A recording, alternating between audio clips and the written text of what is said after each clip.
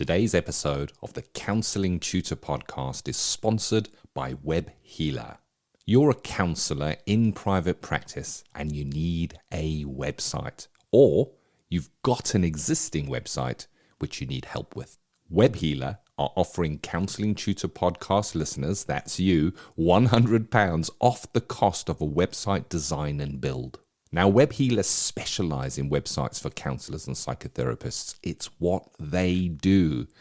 And the Web Healer team provide a completely non-technical, done-for-you solution, leaving you to focus your time on your clients.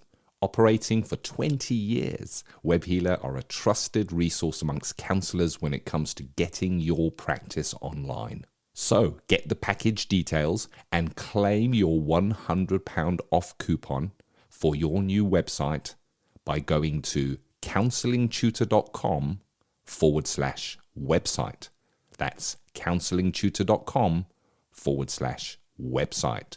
Welcome to the Counselling Tutor Podcast, the must-listen-to podcast for students of counselling and psychotherapy. Here are your hosts, Rory Lees-Oakes and Ken Kelly. Hi, I'm Rory, and with me, as always, is Ken. How are you doing, Ken? Exceptionally well. Thank you for asking, Rory. And Rory and I are grateful you've joined us for the Counselling Tutor Podcast, episode 247. Starting off today with theory and practice, where we take an element of theory, we look at how that shows itself within the day-to-day practice of being a counsellor or a psychotherapist. And today we look at Petruska Clarkson's 7-level model. I'm always going to apologize for my pronunciation of Petruska Clarkson's name. I just really struggle with the wording of that. And then into practice partner, where we recognize that many of us will run a private practice, either part-time or full-time, or we'll be building a private practice. And today we are looking at building a referral network. We're looking at a way of generating clients or getting clients that will come from others referring to us, and how we can do that in a smart way. And then we go into practice matters, where we look at an element of practice that something that may show itself in our practice room. And Rory, you reached out, you spoke to Sam Shiel on counselling for adoption. And I think this is such an interesting and very misunderstood topic, Rory. Absolutely. And we're very grateful to Sam for clearing away some of the confusion around this subject. Thank you very much. So onwards and upwards, theory and practice. Petruska Clarkson's 7-level model. Say it better than me, Rory. Come on. Petruska Clarkson's 7-level model. Now, in episode 246 of the Counselling Tutor Podcast, we talked about the 5 relationship model, a theory developed by South African psychologist Petruska Clarkson. I think actually she was a psychiatrist. And to expand on that theory, we're going to look at the 7-level model, and it is a part of an integrative psychotherapy or counselling model. So let's first look at the 7 levels. It's not hierarchical. It is actually 7 positions of a human being, how we are in the world. And she starts off by talking about a physiological position. So if we think about how we feel, our basic body biology, our physical sensations, temperament, our temperature, that is what she called the first level. And we pay attention to that in the therapy room, because if somebody started to disassociate or started to feel stressed in the therapy room, we need to attend to that. And that again speaks to psychological education or grounding techniques that therapists may do, especially in the world of trauma-informed practice. Level 2, we look on the human being as a mammal. In other words, they're focusing on pre-verbal experience and activity. And this speaks, I think, to attachment, early deprivation, emotional kind of gaps that clients may have. And how often do we meet clients whose parenting experience has been poor, and they have gaps, and their attachment style is impacting on relationships and on their own happiness.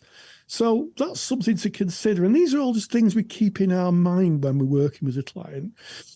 And then the The next level is something called normative. And I think this is really, really interesting. It's about being aware of experiences and labeling them through names and helping clients give a name to what's going on. And sometimes that name can be the name of an emotion. How often do we meet clients where they just haven't got the vocabulary for the emotion?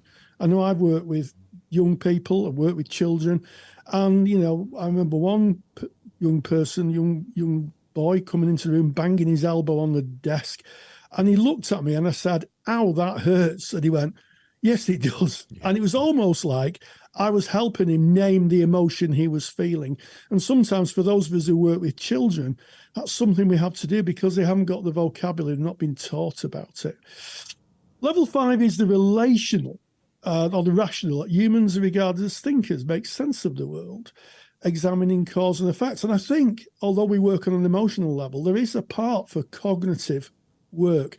And we can see where the integrative side's sliding in now, where we're looking at more cognitive. Obviously, cognitive behavioral therapy is about asking people to think about the situations they're in. Can we see how that's sliding in? Very nicely. And sometimes we have to realize that people are thinkers and they may have thoughts that may be disruptive, but they also may have thinking that can support them. And then the 6 is theoretical, and I like 6, storytellers. Humans like to tell stories to make sense of their experience in life. Ever since we sat around the fire in those ancient times, sharing our stories, it still happens now. You don't have to sit in a group of people and somebody will share a story about what happened to them and their experience of it. And that happens so often in the therapy room. And then finally, the transpersonal, and this is Clarkson's kind of stamp, if you like. Transpersonal psychology is spiritual beings moving beyond the rational, dreams and faith and belief. And how often do we sit in the therapy room, Ken, where people are recounting their hopes for the future? Maybe they talk about a dream and I could be this. And we engage with that. We explore that through curiosity and listening. I think this is a really, really useful model because it drills down to the human condition in 7 aspects, Ken. I love it. Yeah, it really does map to the human condition. And I like that it's not a hierarchical, we'll start at number 1 and we're going to work down to number 7. No. It is whatever presents at the moment that it presents. So it very much follows what the client is bringing. We're going to be able to map it to one of those areas, and we speak here about theory to practice. And okay, so there's the theory and we can understand that. And of course you can download the theory. We'll give you the link to be able to go and get Rory's super duper handout, which kind of outlines this theory for you. But then how does this show itself in practice? How do we see it within our therapy room? And we're going to start at that physiological level, working with the body, conditioning, breathing, relaxation. We may have a client that almost takes my breath away, that we might experience something or see something or way that they present within the therapy room. They may even associate a feeling, a heaviness of my chest and a knot in my stomach. So we're speaking of that physiological level. We're going to be able to see it there so we can map it back. The emotional level is working with those base emotions. This is so interesting when we speak about base emotions.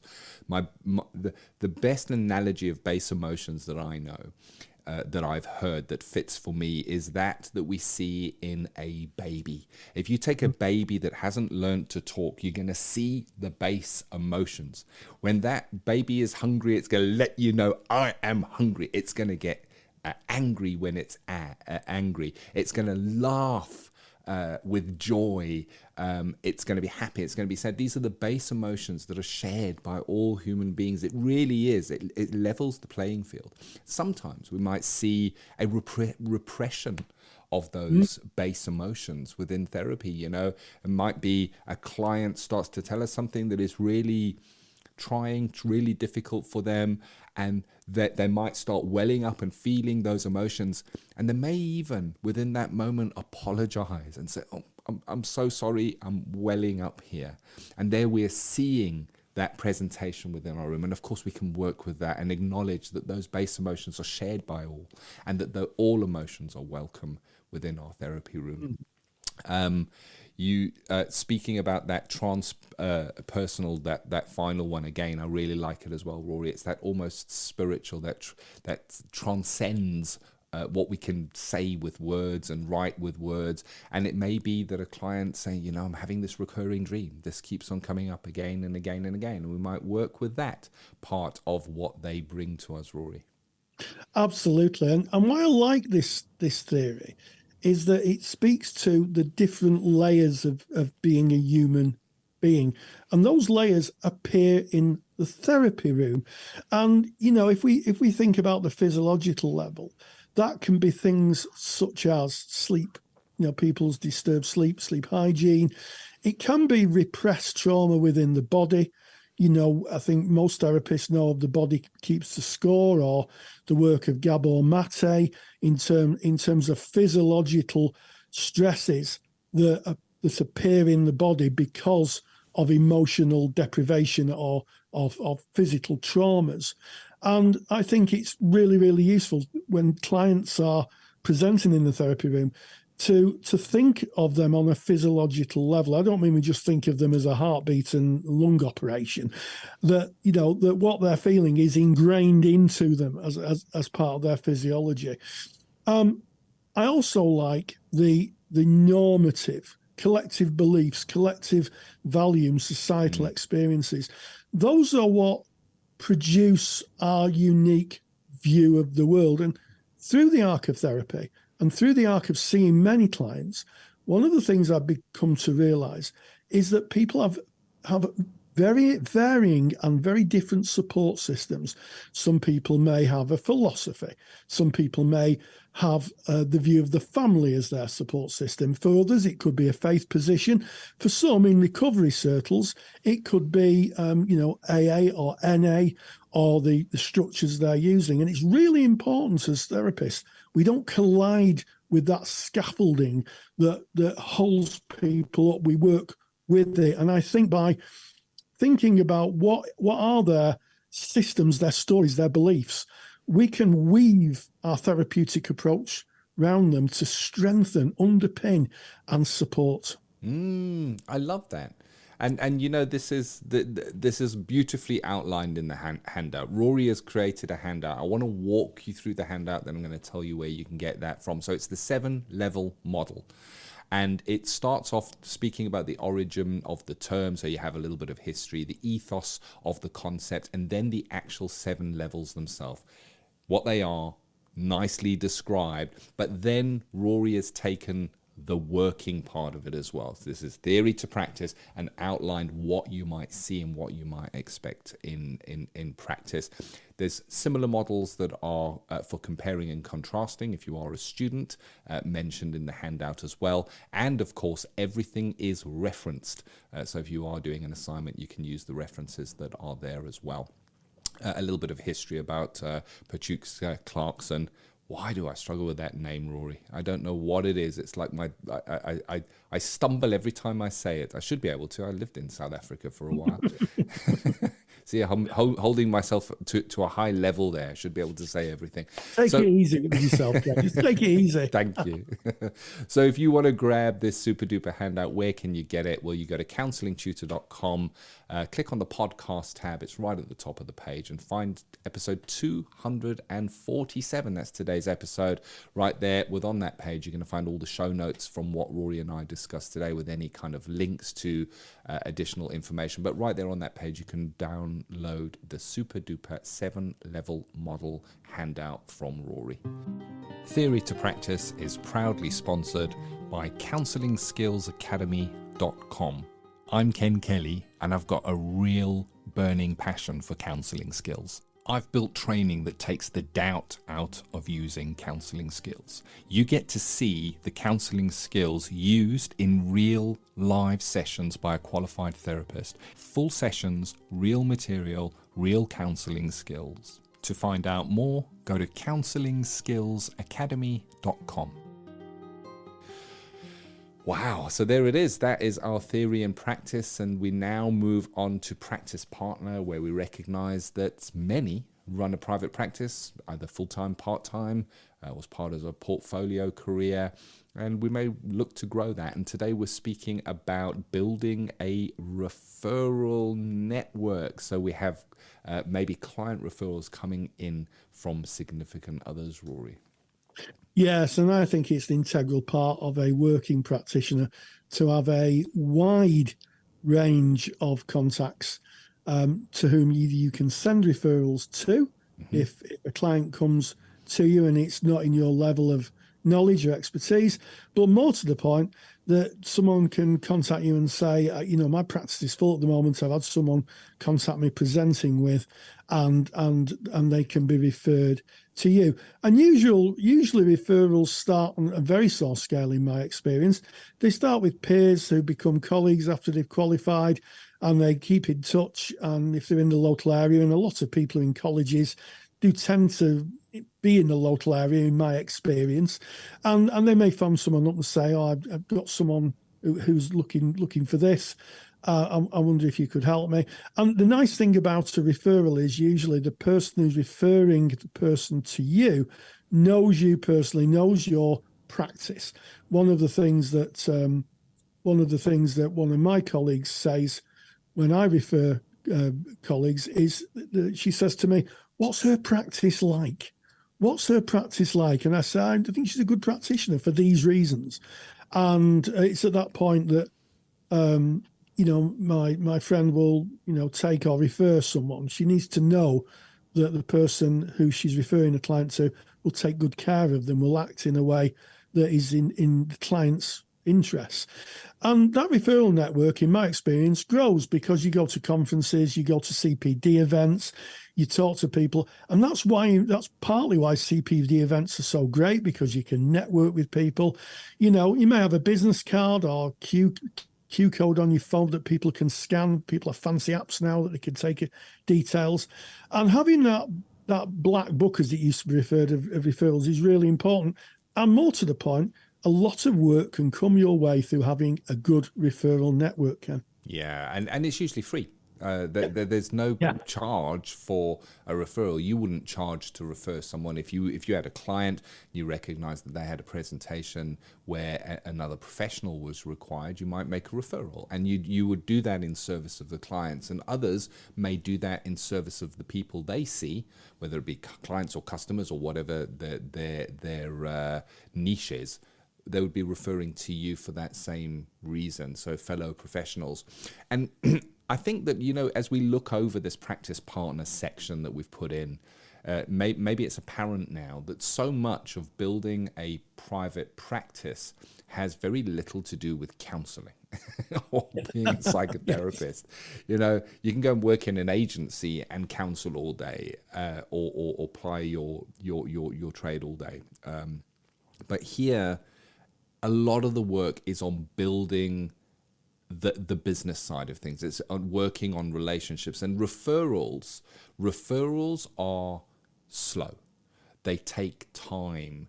Developing a referral network requires trust. It's not a quick win, but it is one of the most powerful ways to get clients, because once you've opened those referral networks, fellow professionals are referring to you because they trust you.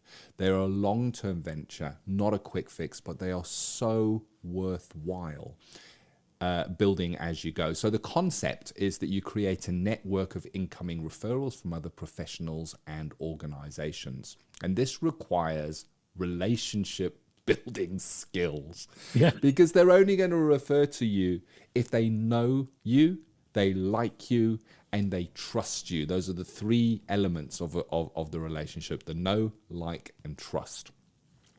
Networking targeting local, national professionals or organizations that may be able to refer to you, or that you may be able to refer to.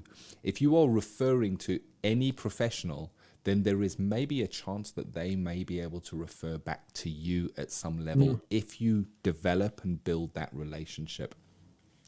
So often requires you to refer outwardly first to others. So this is a reciprocal way of getting clients, not a let me introduce myself, here's my card, this is who I am, refer me the clients. It's reciprocal.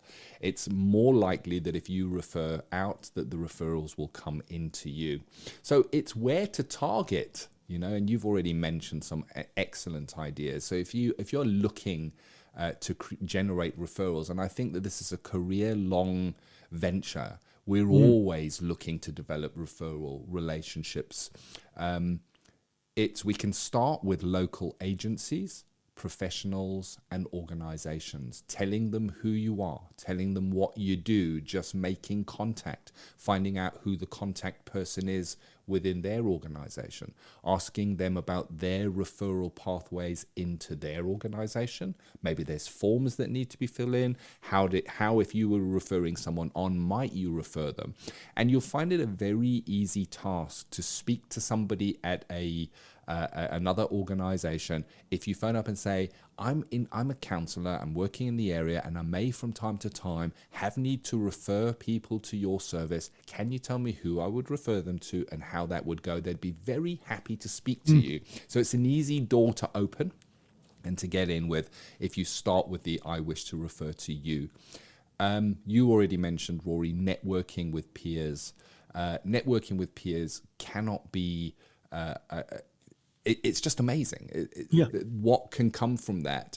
Networking with your peers, and it doesn't necessarily have to all be counselors, but it can be counselors, specifically if your CPD or if your postgraduate training has taken you into an area of specialism. I'm going to use an example. Perhaps you work with addictions. It is a specialism. It will require specialist training and knowledge to be able to work in that area.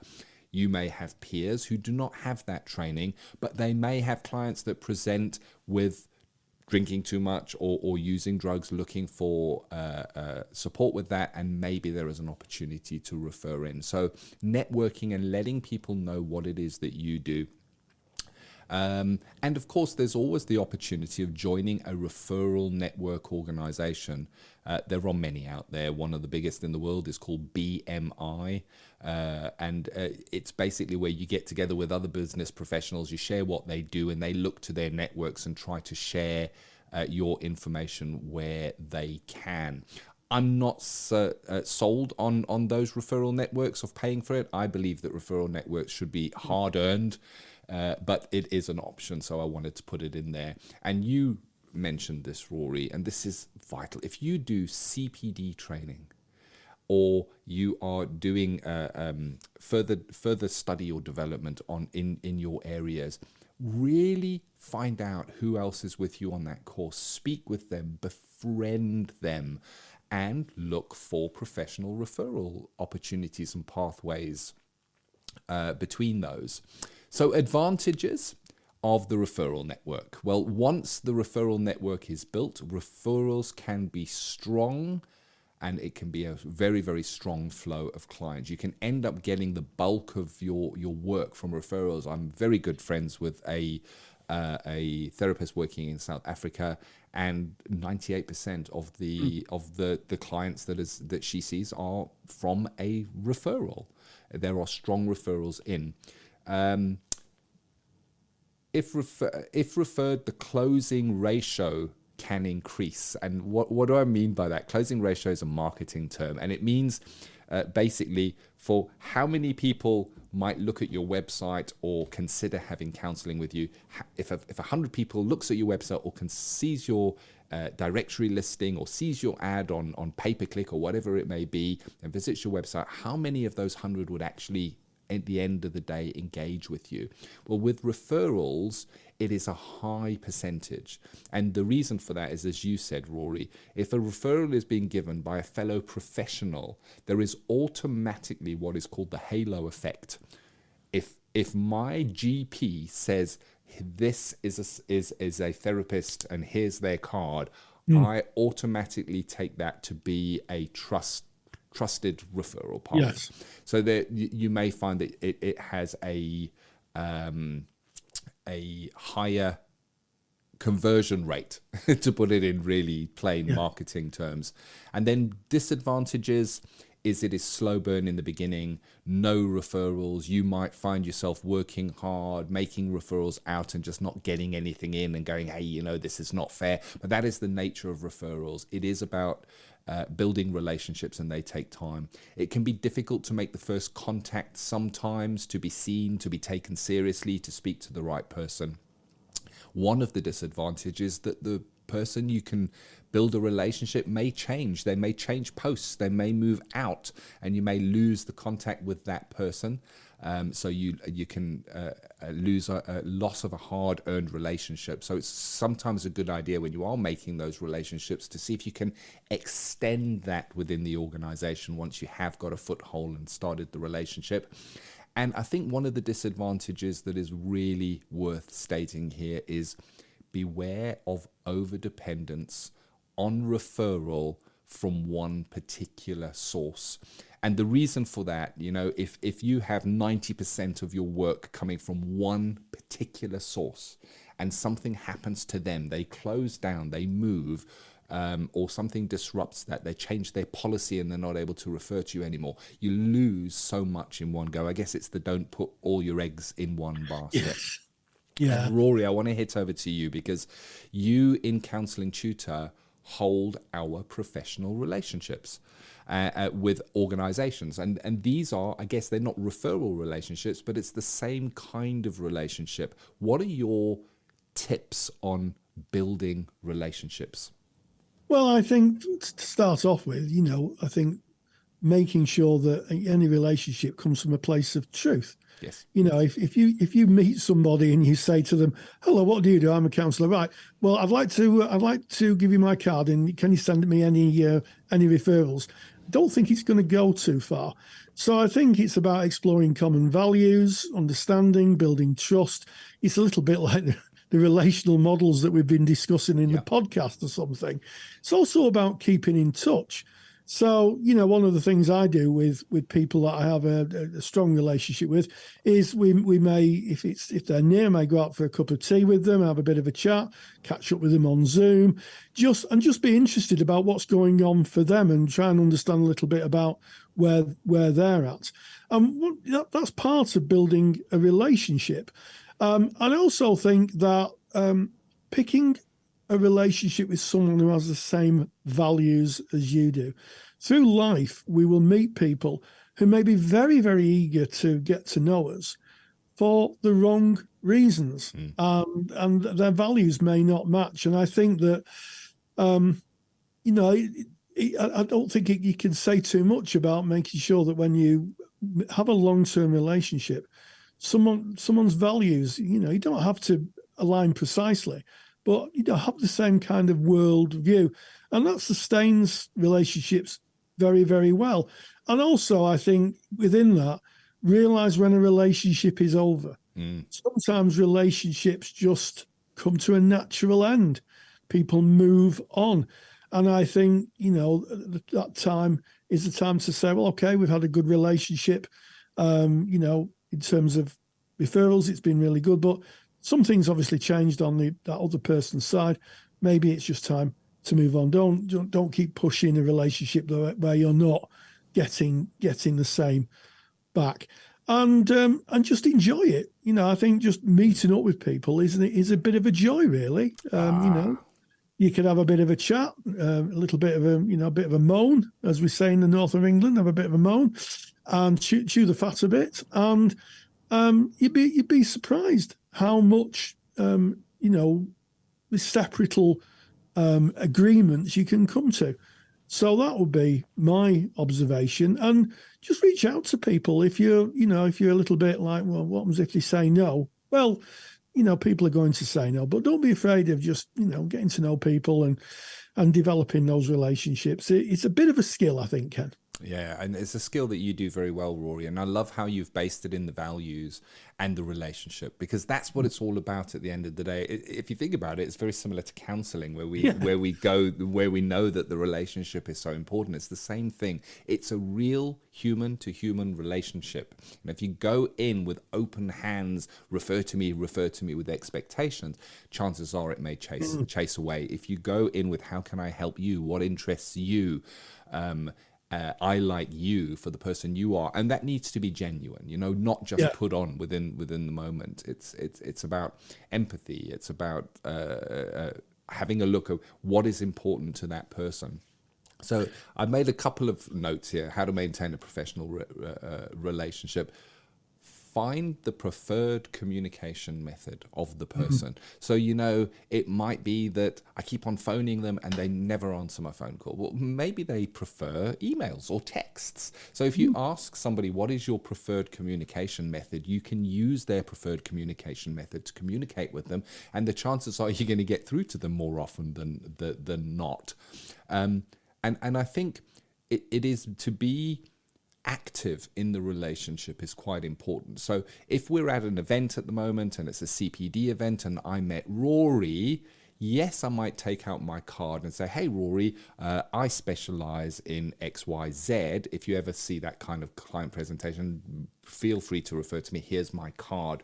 But what I might do rather than that is give Rory 2 cards and say, on one of them, just pop your number on there, Rory. Yeah. And then I'll get that number back. So either I've got Rory's card and I'm going to initiate that. So rather than say, when you come across, can you refer to me? I might rather say, would you mind after this event if I caught up with you for 20 minutes? I've really enjoyed meeting you and I'd love to chat more. So be proactive in kind of starting that relationship. Don't rely on them to find your card and pick it out and give you a call. You want to be starting that relationship. Regular contact, and that's not over regular. It's about the right kind of pacing. When you come to the end of that first chat, you might say, well, great, it's been lovely speaking to you, Rory. I'm so glad that we met at that CPD event. I'm so glad I reached out. I loved meeting you today, and I hope that your dog gets better. I'm making notes of what's important. And would you mind if I gave you a call in, let's say, 3 months or something, just to touch base, because I've really enjoyed this. So you set that next appointment for that regular contact, so that you're in line of sight, as it were. Be interested in what they're interested in. When I speak to Rory next time, I'm going to say, how's your dog, Rory? Is that paw all fixed out now? And if you can, remember things that are important to them. Maybe their birthday. Maybe it's the anniversary of the day that the agency that they work in opened. 20 years anniversary of their agency. You want to be, that's a great opportunity to just send a couple of lines saying, hey, Rory, I just see that XYZ agency you work for, it's 20 years. That's amazing. All the best. That's it, really. Yeah, and I think Ken summed it up very well. Don't go in with open hands, go in with an open heart, and just meet people. And it may be, I think that maybe somebody might not get a lot of referrals off, but you might think, oh, they're a really nice person. I'd like to, hang out and spend some time with them. So you made a new friend, a new contact. So I think that's a useful thing. But it is all about building relationships. I think any aspect, whether it's business or private life, even when I do my shopping and I go to the checkout and I'm served by the same person, how are you doing? It makes the day go by and people remember you.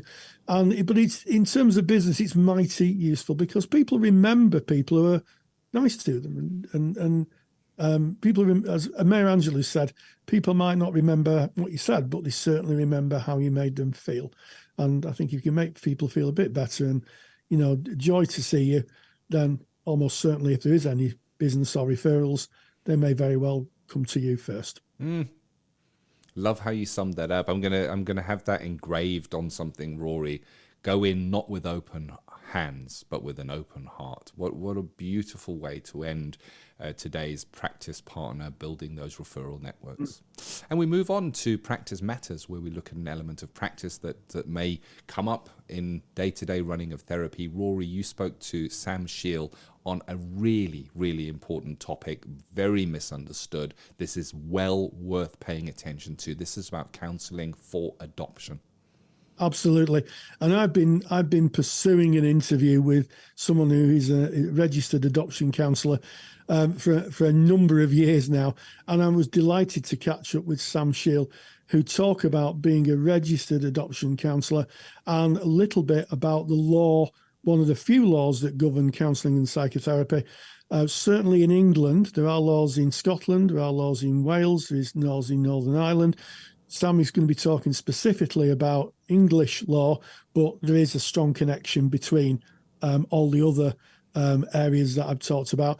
And she talked about being a registered adoption counsellor, and this is what she had to say. Practice Matters.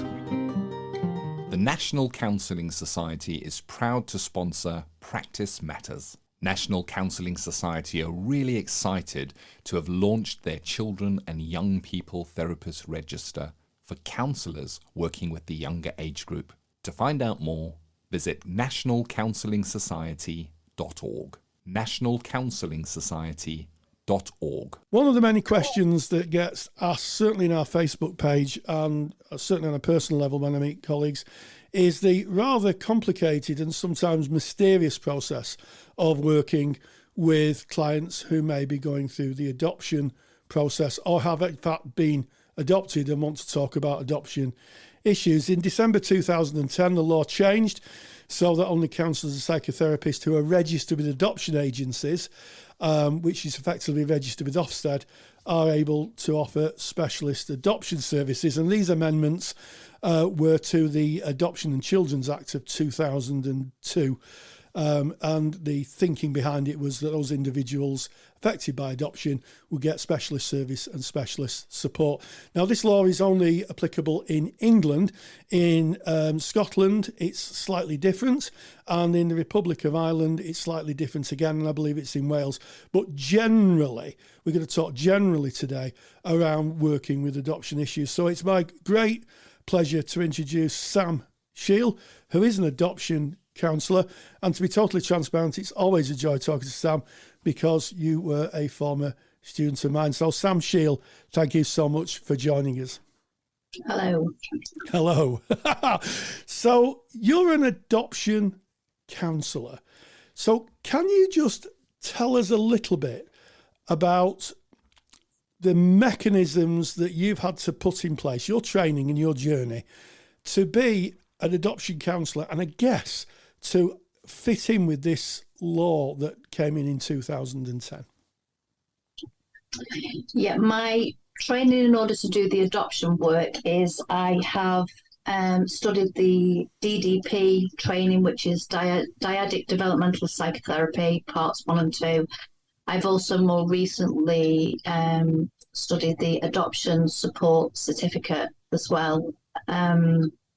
So I've been working with adoption since 2017. I've done lots of CPD and training around trauma, developmental trauma, attachment. Part of those are covered in the trainings that I've mentioned earlier. And then there's been additional CPDs where literature I've read, gaps that I've plugged, where I feel like further learning's been required. So right off the bat, you talked about the specialist training you'd done. Why is it important, do you think, or what is the importance of having specialist training to work with that particular client cohort, those who've been adopted? A lot of it is around the fact that the developmental trauma. There is lots of literature on the primal wound as well. A lot of the trauma can happen at the pre-verbal stage as well. So it's not kind of typical counselling where it's explicit memories that clients are talking about or bringing to the session. It is about the attachment wounds and the non-verbal kind of stages where, the the trauma happens in reality. So it's about having a really strong awareness of the attachment and developmental trauma. Yes. So, I mean, I guess that's something that may not be covered in first trainings, and also acknowledging the fact that maybe even if a person has had a happy adoption with a loving family, the wounds and the processes of attachment may have already been damaged or in place before they're adopted, and working with those. Yeah, absolutely. And it's some people get quite frustrated, but it is a given that even adoption that happens really early on, there is still a trauma, because there is that maternal bond that is broken instantly. And it's also about acknowledging things. There's lots more literature now about in utero trauma, things that happen even prior to birth. Quite a few of the young people that I've worked with as well that have been adopted really early, they also have comorbidities around fetal alcohol syndrome and things like that have happened sort of prior to birth as well. So it's about having awareness of those things as well and how they impact on the individual. Yes, and just to think a little bit about the mechanisms of this, because one of the questions we get asked from the listener quite often is, well, how do I become an adoption counsellor? How, what is the process of that? So you've talked about the training, but what's the mechanism then of, I guess, becoming registered with Ofsted here in England? It's still really complex. Yeah, it's not an easy route. I've been doing the work through an organisation since 2017 who are Ofsted registered. The frustration is I am the same person with the same skill set that in my private work, if I was approached to say, and you work with this presentation or this young person or adult, whoever that be, I've had to decline and say no, because me as an individual is not Ofsted registered with regards to, and it isn't just about Ofsted registration. Some people think, well, I've been a childminder and I've been Ofsted registered. It is specific Ofsted registration for adoption work, and it isn't geared up, unfortunately, for individuals in private practice. There is a lot required to that registration. Annually, I think it's in the region of £800+ to keep kind of going with that registration, and you've kind of got to prove your validity. Additionally to that, funding can be offered to people and young people affected by adoption through the Adoption Support Fund, but they're very specific over what they will fund, and there's very specific therapies that they will only fund, and counselling isn't one of them. So that there seems to be gaps for adults that are saying, I've been adopted or I've been affected by adoption, I want counselling, I want to choose my own counsellor, because, we're talking about developmental trauma and attachment. The relationship's absolutely vital. People want the luxury and should have the luxury of being able to choose their own therapist, but unfortunately, because as private practitioners, people are, it's really difficult to do the work. People don't have that luxury to choose their own therapist. So there are organisations out there now where you can kind of attach yourself onto an organisation and take referrals from the organisation.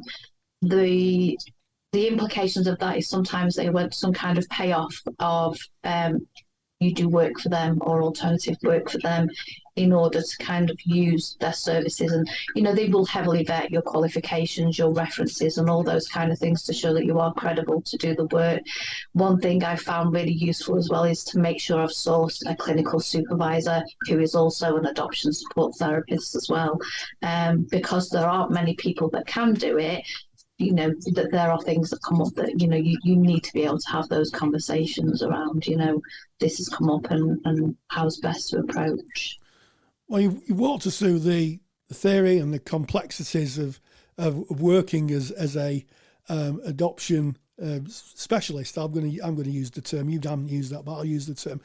Now, there's a lot of confusion about what constitutes working with adoption issues. So if someone comes to you or a therapist in general with issues, say, of emotional difficulties, or if they come with issues maybe of relationship difficulties, the kind of standard things that may appear in the therapy or present in the therapy room. And then as you're working through therapy, they say, oh, by the way, have I been adopted?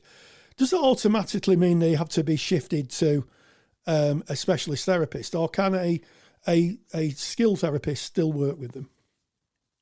This is a grey area, and unfortunately there are many grey areas around the adoption work, because I've had clients that have come to me that they've either previously feared raising the fact that they're adoption because previous therapists might drop them, or they have actually been told that I can't continue to work with you, which is really harmful to the relationship. Current thinking is more along the lines of, if they're not coming with adoption specifically, then you can work with the material that the clients bring in, but not specifically with the adoption. My experience of adoption is it's very difficult. We're complex beings. It's very difficult to separate parts of ourselves of what's about the adoption and what's completely separate. So, yeah. It's complex. Again, it's difficult to separate and define the two of, and some people will have been adopted really young on and say it's nothing to do with adoption, and my adoption doesn't affect me, and I've had great adoptive parents and I've had a really good life, and then there's literature which would contradict and say, that there is always trauma around adoption, even really young adoption and really, really happy, stable adoptive parenting. It sounds like a really complex area for practitioners. And, what would your observations be for somebody who, is in that situation? They start working with, I'll use the term the bread and butter of therapy, relationships, esteem, that type of thing. And then all of a sudden, as the therapy progresses, the relationship is built. They find themselves with the elephant in the room, which is the adoption. What would your observations be of how a therapist may want to kind of put their planning or thinking in place? Transparency. Definitely straight away with the client of kind of where they were at, how big a part this was going to be an influence on the work. Maybe for them to source a clinical supervisor who has adoption specialist training and kind of have those conversations around, is it feasible to separate this work? Is it an option to kind of pause the work that they're doing and signpost to somebody who works specifically with adoption? How long's a piece of string? I guess it would depend on many variables, to be honest. Yeah, and what you've described is good practice there. When we come to anything, I guess, in our practices where we're not sure, then our first port of call is supervision.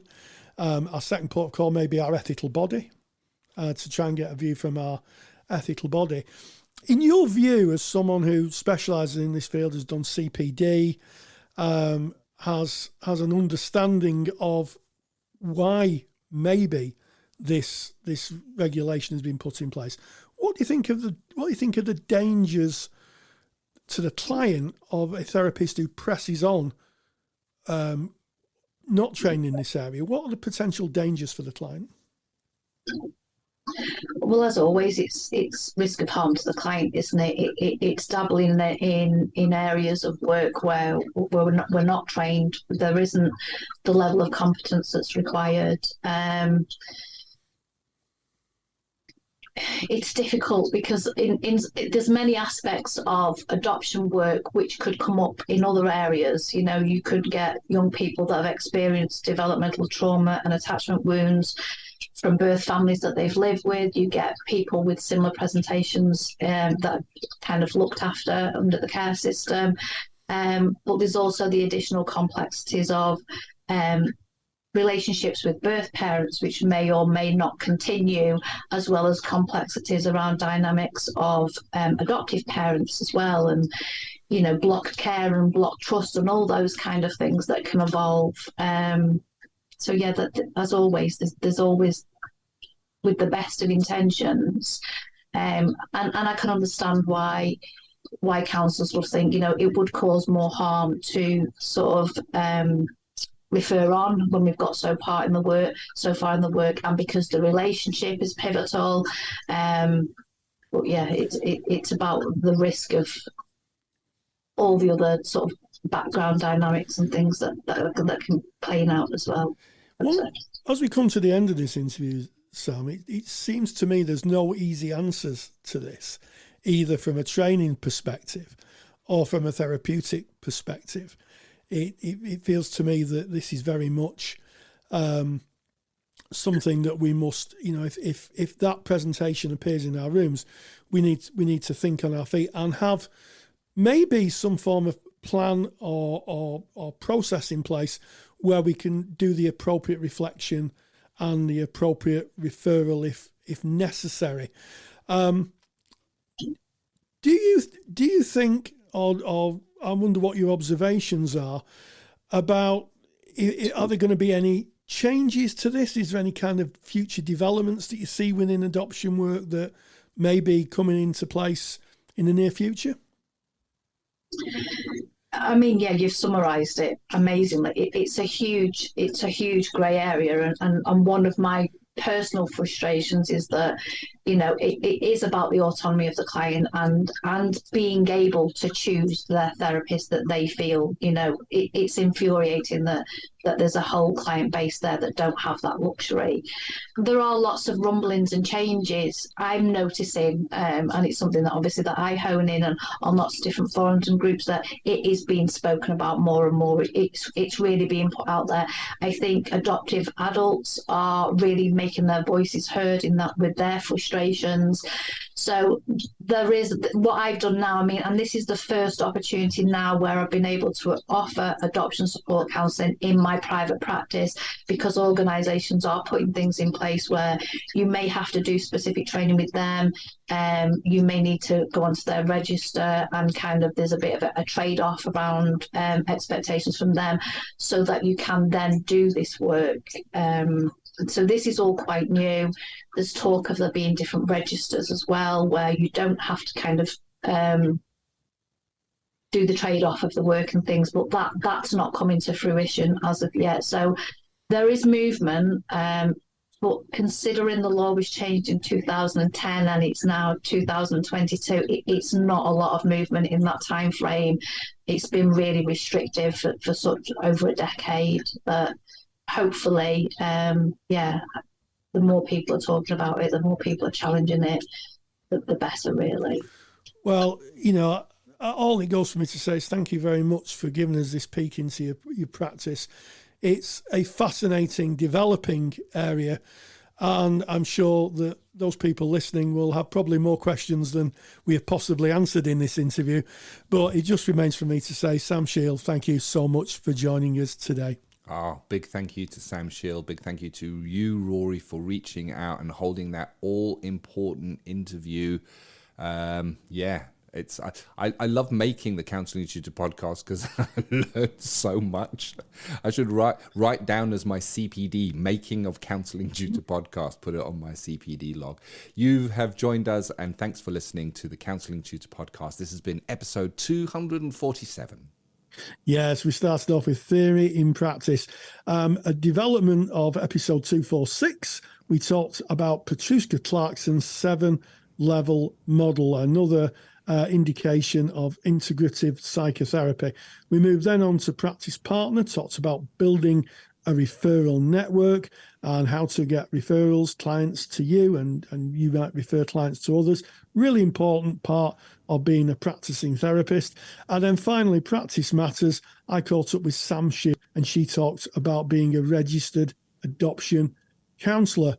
And as always, stay grounded and stay safe. If you're a qualified counsellor or psychotherapist, then why not check out the Counsellor CPD Library? Stay current with your CPD requirements with over 150 hours of academically rigorous, on-demand lectures you can stream to your device. Joining Counselor CPD will expand your skill set to create a more specialised, highly rewarding practice For more information on the Counsellor CPD Library, visit counsellingtutor.com. Thank you for listening to the Counselling Tutor Podcast. Find the show notes for this episode on our website at www.counsellingtutor.com.